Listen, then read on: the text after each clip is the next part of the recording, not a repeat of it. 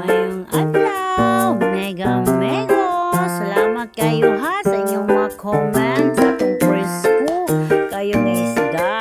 Sumala sa inyong gingon, magtuwa ko karon sa atong isda nga presko kaayo. So dira ang bawo.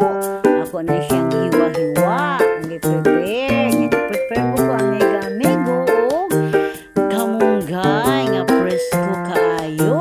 So dira buka lang atong lamas. Ato na yung ilunod ang atong presko kayo nga bawo.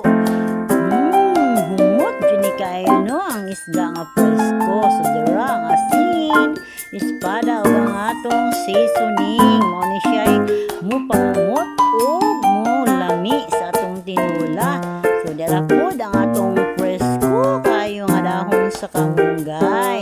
Ang mega amigo. So luto na ang atong tinula. Pwede na tang mangaon. Dali na.